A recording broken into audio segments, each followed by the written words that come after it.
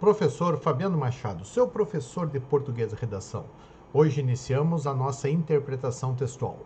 Dividi a interpretação em 5 partes para não ficar tão cansativo aí, vocês poderem estudar calmamente. E outra coisa, cada parte dessa aí trata sobre um assunto. Então vamos lá vamos trabalhar a parte 1 hoje. Iremos trabalhar agora a parte 1, interpretação textual. O que ela traz, ok? Vamos lá então. A nossa primeira parte aqui de interpretação textual, tá? Nós vamos trazer principalmente o quê? As diferenças, eu preciso saber algumas diferenças entre linguagem, língua e fala, ok? O que é a linguagem em si? Linguagem é todo o sistema de sinais que são convencionais, tá? Que nos permite realizar atos de comunicação. Então, esse sistema, ele pode ser tanto verbal como não verbal, ok? Pode ter a linguagem verbal e a linguagem não verbal. O que seria a minha linguagem verbal? Tá? São todos aqueles meus textos que vão ter escrita ou fala nele. Então, ele vai permitir realizar esse ato de comunicação. E a não verbal? A linguagem não verbal, ela é toda aquela que é só por imagens, tá? Então, ela não vai ter sinais de fala. Então, vão ser desenhos, gestos, sinais, ok? Mas vai haver comunicação ali. E o que é a língua? Tá? Língua é a linguagem que se utiliza da palavra para realizar o ato de comunicação. Tá? Segundo Hernani Terra, tá? Gramático, a língua é o lado público e coletivo da linguagem humana, ao passo que a fala é o seu lado privado e coletivo. Então, o que seria a fala? Fala é a realização concreta da linguagem, feita pelo indivíduo da comunidade em um determinado momento. É um ato individual que cada membro pode efetuar com o uso da linguagem, ok? Então, essa é a nossa primeira situação, nossa primeira diferenciação, tá? Aqui da nossa interpretação textual. Depois, o que mais eu preciso saber? Em decorrência desse caráter individual da fala, né, ali que nós comentamos, ela vai possuir vários níveis, tá? E eles precisam ser diferenciados, tipo, a língua culta, tá? A língua culta é aquela que vai obedecer o que? As regras normativas, regras gramaticais. E essa linguagem é utilizada à base o quê? Da linguística para o estudo da língua portuguesa, por exemplo. Então, seria a linguagem correta, padrão, ok? Já a linguagem coloquial, popular ou informal, que a gente chama, é aquela que a maioria das pessoas utiliza no seu dia a dia, tá? No seu cotidiano. E nela nós vamos ver situações mais, assim, na formalidade, tá? Ela vai se caracterizar como? Pela espontaneidade, utilização de abreviações, de gírias, ok? Então ela vai se dar através da sua comunidade linguística. E depois nós vamos ver que essas linguagens, ok? Elas vão ter diferenciações. Eu tenho a linguagem dos militares, a linguagem dos médicos, a linguagem dos advogados e dos surfistas e dos skatistas, ok? As linguagens regionais, tá? Então vai ter todas essas diferenciações. E eu tenho também algumas linguagens especiais. Essas linguagens especiais aqui que se entrariam melhor essas comunidades, ok? O pessoal da internet que lida com a conversa na internet, com abreviações, certas profissões, ok? Mas muitas vezes ela se confunde, essa coloquial com as especiais, tá? Por quê? Porque é a linguagem do dia a dia da pessoa, do cotidiano dela. Então, muitos vão se utilizar sempre aquela linguagem, muitas vezes não são entendidos, ok? Então, depois nós vamos ter uma parte só com esses tipos de linguagem, ok? Vamos lá, então. Variações linguísticas. O que é variações linguísticas, tá? As variações linguísticas são aquelas que a língua apresenta de acordo com as condições sociais, culturais, regionais e históricas. Então, são esses 4 itens que vão me dar variações linguísticas. O que é variações sociais? Dentro de uma sociedade, a gente tem várias variações de língua, ok? Uma pessoa, vamos dizer assim, que tenha condições financeiras, vai ter uma língua mais culta, entendeu? Sabe mais regras gramaticais. Uma pessoa com menos condições financeiras, menos não existe, menos condições financeiras, ela vai ter o quê? ela vai ter aquela linguagem mais com mais erros, tá? Menos estudo. Culturais, tá? Cada região, regionais também, cada região tem o seu tipo de linguagem cultural, aquela pessoa que possui um estudo maior, tá? A língua entre o gaúcho, o carioca, o paulista, o nordestino vai ter mudanças, ok? Vai ter variações linguísticas. E com essas variações aí se dá o regionalismo, ok? O que chama mandioca, macaxeira, girimum, então vai ter essas variações. E a histórica, que é a mudança através do tempo, ela vem mudando, ok? Então a língua, como a linguística ela bem explica, ela é um organismo vivo. Ela tem mudanças, ela vai ter variações com o tempo, tá? Ela não fica estagnada, tá? No momento da história e acabou, não. Ela vai ter essa variação e ela vai ter essas mudanças, ok?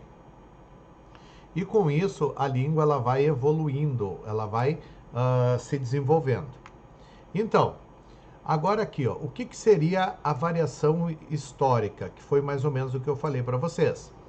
Aquela língua que vai se transformar ao longo do tempo. Olha só o exemplo, você.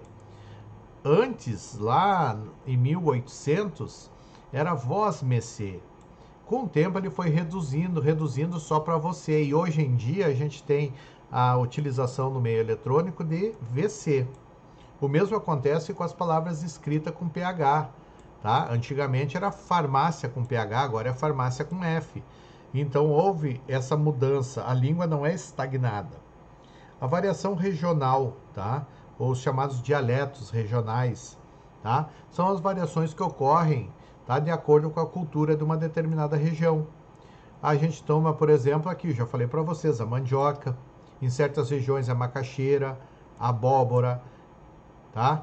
E a abóbora que é conhecida também como jerimum em algumas regiões, tá? E vai dando essa diferenciação aí na hora da escrita, da interpretação e principalmente o que? Eu preciso conhecer essas mudanças linguísticas.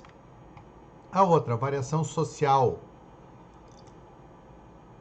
tá? Que é aquela que pertence a um grupo específico de pessoas. Nesse caso podemos destacar as gírias, as quais pertencem grupos de surfistas, de militares, entre outros. Já a linguagem coloquial, ela é usada no dia a dia das pessoas, tá? É a linguagem formal. As pessoas utilizam sem se preocupar em cumprir regras, tá? Uma linguagem mais, vamos dizer assim, descontraída, tá? Cada pessoa ali vai falar o que pensa, o que sente, da forma que ela acha correta, tá? E eu não posso dizer que isso é um erro, isso é uma variação, ok? Outra coisa que é importante é a distinção entre os níveis e as variedades linguísticas. Elas não vão significar que uma seja melhor do que o outro, tá? O importante é considerar, né, que a situação comunicativa, a comunicação, ela vai sempre ocorrer.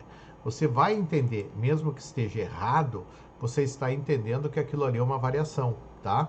E isso que é importante. Uma segunda parte que nós vamos estudar aqui é as funções da linguagem. Funções da linguagem, como é que é isso? No processo de comunicação, tá?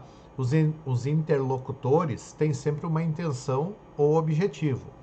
Por isso a linguagem ela vai modificar de acordo com a situação. A linguagem verbal ela é constituída por diferentes elementos com determinadas funções, tá? Eu tenho 6 elementos, tá? No ato da comunicação.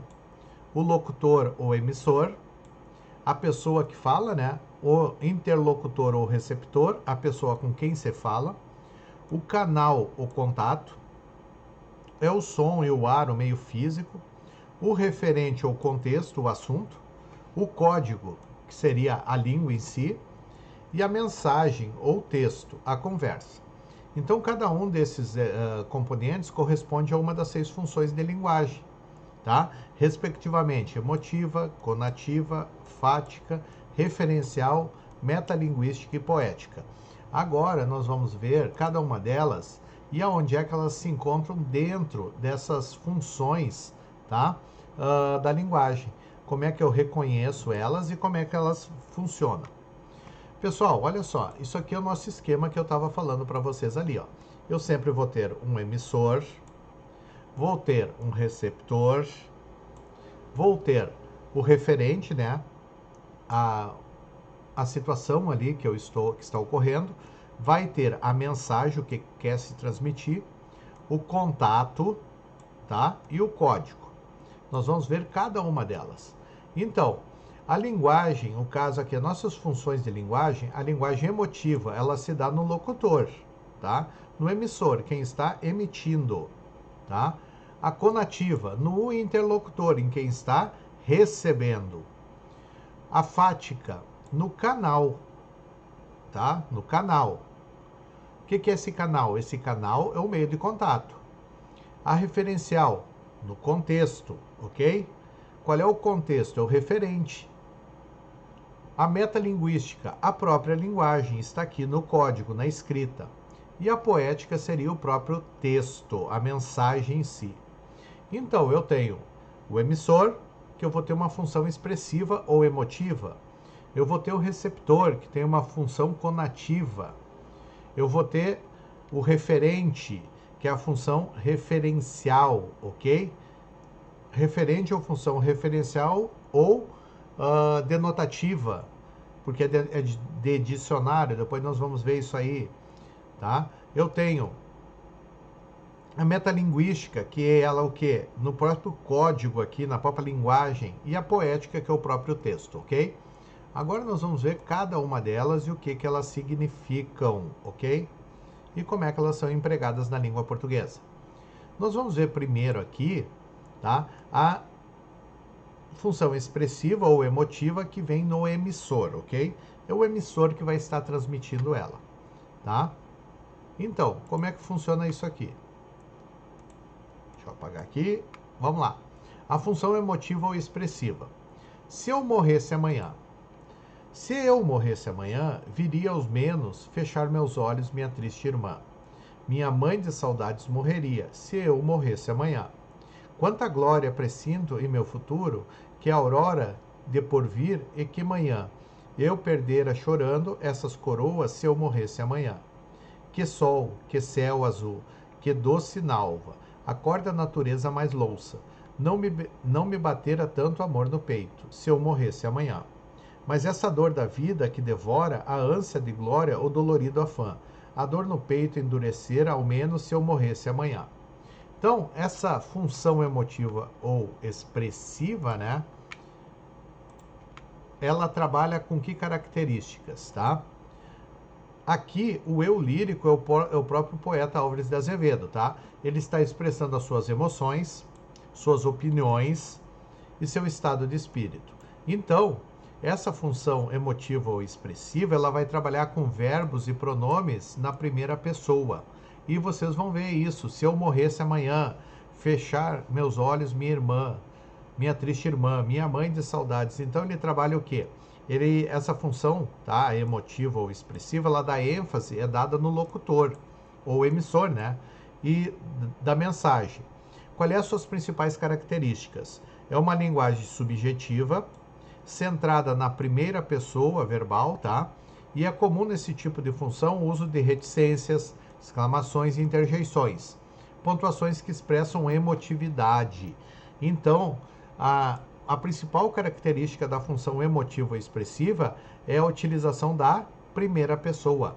É o quê? É o emissor que está falando, ele que quer transmitir a mensagem, ok? Já a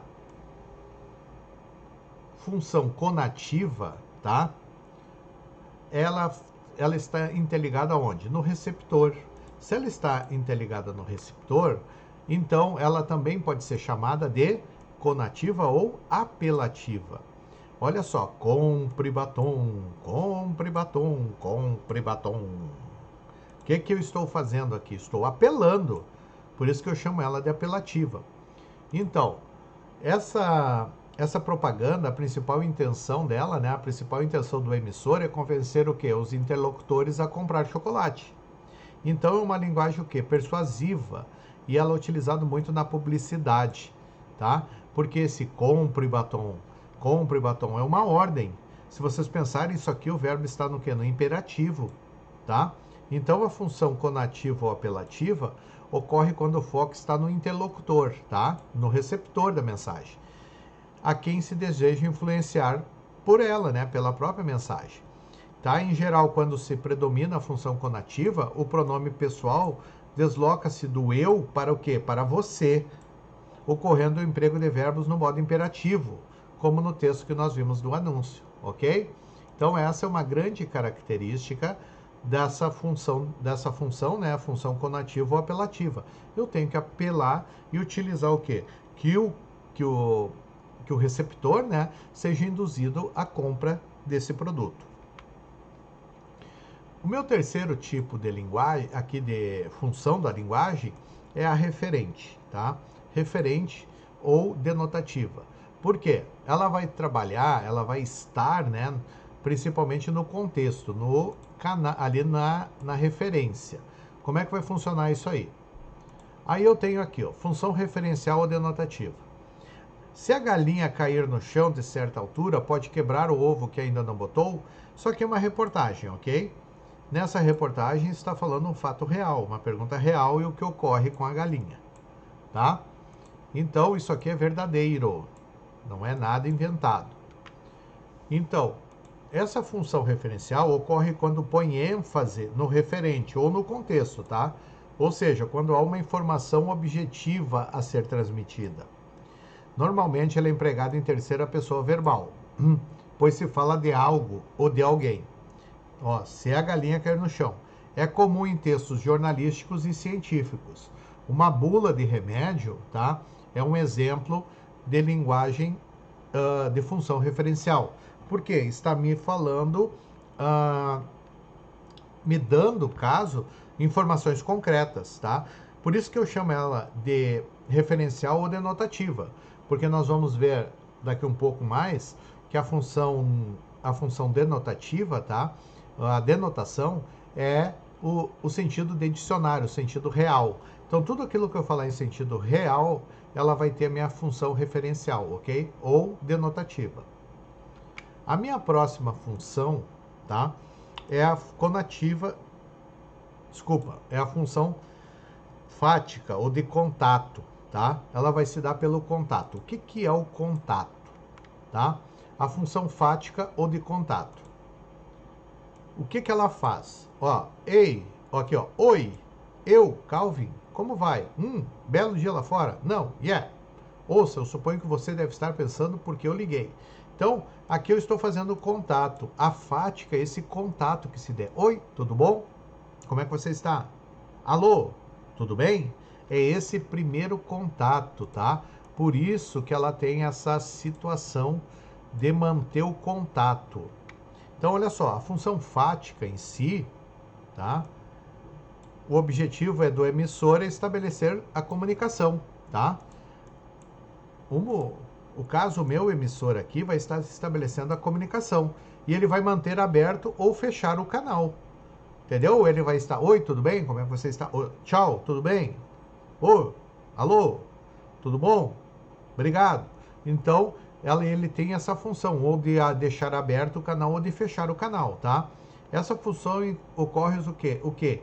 Em situações do dia a dia, sempre que iniciamos contato verbal. Tudo bem? Como vai? Boa tarde. Está frio? Não.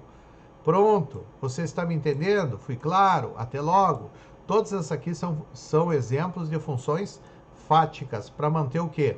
Manter o contato, o canal aberto entre o emissor e o receptor, ok? A outra função que eu tenho, essa aqui que tem caído bastante nos concursos, é a função da metalinguagem, que é a do próprio código, ok? Próprio código, o que é isso? Olha só, aqui eu tenho o quê? Isso aqui, ó, é não verbal. Por que não verbal? Mesmo sendo uma função fática, ela é não verbal. Uma linguagem não verbal, porque não tem nenhum texto, nenhuma fala, nada. Mas o que eu vejo ela como sendo metalinguística? A metalinguística quer falar do próprio texto. Olha só, o pintor está se olhando no espelho e pintando ele mesmo. Então ele está fazendo a pintura dele mesmo, tá? Então a metalinguística O exemplo dela é esse. Olha só. O que se destaca na função metalinguística é o código, que é utilizado para explicar a si mesmo. Ele vai estar explicando a si mesmo. Ocorre metalinguagem quando a intenção do texto linguístico ou visual, né, é explicar ou pedir explicação sobre algum elemento, ou todos eles que o constituem ou constituem. Tipo, palavras, nas aulas e verbetes de dicionários. Explicam outras palavras. Eu vou estar, palavras vão explicar o quê? As próprias palavras. Imagens. Nos quadrinhos podem explicar palavras, linguagens mistas. Filmes podem explicar o cinema. Um poema pode explicar a poesia. Nesses casos, há sempre metalinguagem, ok? É explicar o que está se passando ali mesmo naquela representação. Então, a metalinguagem é muito comum aparecer nas provas na atualidade, ok? A nossa última função aqui da linguagem, tá? É a função poética, que ela está centrada na própria mensagem, tá? Então, a função poética, ela tem a seguinte característica. Era um homem bem vestido, foi beber no botequim. Bebeu muito, bebeu tanto, que saiu de lá assim, todo torto. Então, Milor Fernandes. Então, o que ela está fazendo aqui? A função poética, tá? A função poética, o objetivo do emissor é o trabalho com a construção da mensagem. Então, a função poética pode ser explorada em versos e em prosa, mas também em anúncios publicitários e na linguagem cotidiana. Ele vai ser o próprio texto da mensagem. Bastante atenção agora, tá? Pode haver mais de uma função no mesmo texto, mas em geral, uma determinada função é predominante e distingue o tipo de mensagem, ok? Eu posso ter mais de uma no mesmo texto, sem problema, ok? Eu tenho também, dentro das minhas interpretações, os tipos de discurso, tá? Ah, professor, como é que é isso? Bom, discurso direto, tá? É a fala da personagem, ela é reproduzida fielmente. Para introduzi-lo, o narrador se utiliza de verbos dicende: dizer, perguntar, afirmar, responder, indagar, tá? E ainda de dois pontos, aspas ou travessão. Então, discurso direto é uma maneira de informação. Então, o próprio personagem vai estar falando e ele vai ter que ser marcado através de algumas características. Olha o exemplo aqui. O Oliveira, que tinha colocado a cabeça para fora e estava olhando para trás, falou: Ti, a roda sumiu do carro. Ele está falando, olha a marca aqui, ó. Maurício saudou, com silenciosa admiração, esta minha vida avisada malícia, imediatamente para meu príncipe. Olha só. Aspas, dois pontos. E aí ele vai falar. Ó, travessão. Há 3 anos que não te vejo, Jacinto. Como tem sido possível neste Paris, que é uma aldeola, o que tu atravancas, ó, com aspas. E aqui reticências, aqui é um texto do Essa de Queiroz, A Cidade e as Serras, ok? Então isso aqui é uma característica do quem? Dos discursos direto.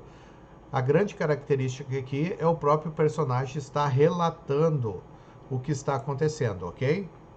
Já o discurso indireto, ele é diferente, tá? O discurso indireto, eu vou ter um narrador falando. Ele também é introduzido pelos verbos discentes, dizer, afirmar, responder, confessar. No entanto, nesse caso, o narrador diz com suas próprias palavras aquilo, ó, eu estou tendo um narrador, e ele vai dizer aquilo que a personagem teria dito. Isto é, ele incorpora em seu próprio discurso, tá, a mensagem da personagem. Ele não vai utilizar das marcas ali de travessão, aspas, que seria a personagem falando. Ele vai reproduzir essa fala, tá? Dona Elisa olhou pelo buraco da fechadura e disse que eles ficavam bebendo, rabiscando papel e discutindo numa língua que ninguém entendia. Só que não foi ela que falou, foi o narrador que disse essas palavras que ela estava falando.